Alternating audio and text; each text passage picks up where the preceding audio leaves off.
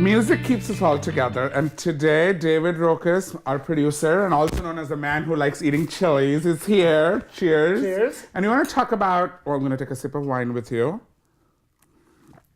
And we're going to talk about our musical journey, but before that, I just want to let you know, look at this lovely romantic setup with David. Now, I love David, so now you guys can figure out the rest. But anyway, having said that, David, all the girls who love you are going to die listening to this. I talk to you more than I talk to anybody else in the world. That's what everybody else thinks. No, you've been great. And I think for me, and I think for most of you watching, music is something which keeps us all together. And we both have a lot of love for music and have our own stories. So I wanted to share that with you today and can also talk to you about where Am Big is going with some music stuff. Definitely. So growing up in Kolkata, India, which you will be getting in the future some great insight into, it was tough for me being overweight, and also I think I was struggling with my sexuality and I didn't know exactly what it was, but I just did not like doing what other boys, I guess, of my age were supposed to be doing, like playing cricket and things like that. And I just struggled really hard to figure out a way to express myself and feel like I have a place in this world too, and feel like I have something to offer too. So music really came to my rescue and my release. And I started to sing. And I had a very, before you mature, the voice changes. I had a very soprano voice, and people said, oh God, he's big and he sings like a girl. Anywho, and it was a hoot. It was a hoot on stage. And it got into me that I want to do a music album. And thanks to my dad again, who never gave up on me. I've always talked about this. Thanks, Dad and Mom. I made a demo album. I think it was 12, 13, and I went to Mumbai, okay? Which is Bollywood. And is Mumbai kind of like the Los Angeles yes, area? Yes. Right, cool. Mumbai is actually not Los Angeles plus New York. Here I am, almost 13 years old or so, running around in the streets of Mumbai and literally knocking the doors of record labels saying, here is my demo. I had like a little tape, and most of the times I wouldn't be able to even get through the reception area. But I didn't give up, and I would keep going, and most places I was ridiculed. People looked at me and said, like, I'm sick. Have you looked at yourself? You're gonna have and especially, I even remember sometimes getting ridiculed where they would take me into the demo room, play the thing, look at me, and give it back and laugh. I also remember being told things like, who are you kidding, you fatty? I mean, I will never forget that. So I came back to Calcutta from Mumbai, very disheartened, but music kept it for me. I still kept performing. My school was great. My friends were good. My family was great. And so music really got me through the darkest moments of my life. And I went back to India at about 22, 23-ish, and went back to the same Mumbai, and we made an album in another place in India, but took it to Mumbai. We got Virgin Records. We collaborated with Virgin Records, and we got it out. And the song, which did kind of okay, it was my first album, was called Fatty is Sassy. It's called Modu Battamiz, but Fatty is Sassy. So I'm going to call me fat. I'm going to show you what Fatty can do. There you go. So music did that for me.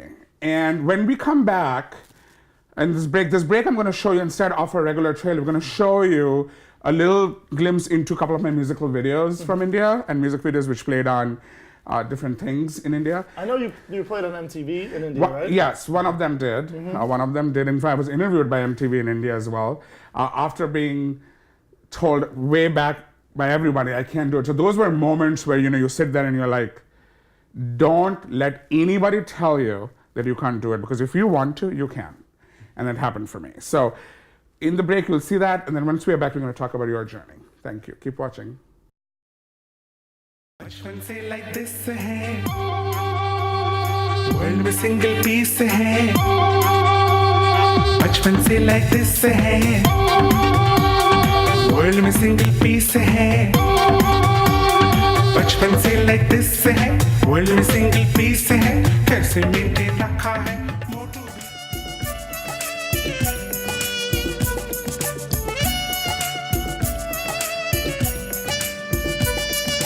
चलते चले जा रहे हैं, मन में उमंगे लिए हम, चलते चले जा रहे हैं, मन में उमंगे लिए हम।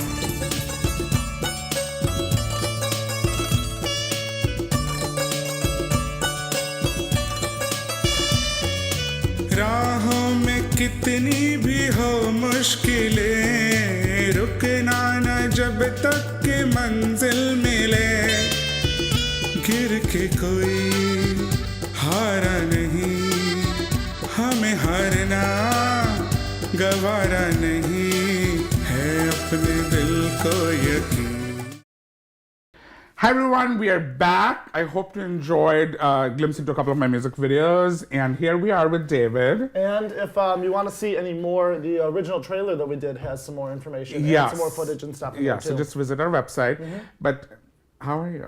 I'm You good. feel kind of nervous. Have a little wine with me. Come on, the candles are burning. I'm usually behind the camera. No, so.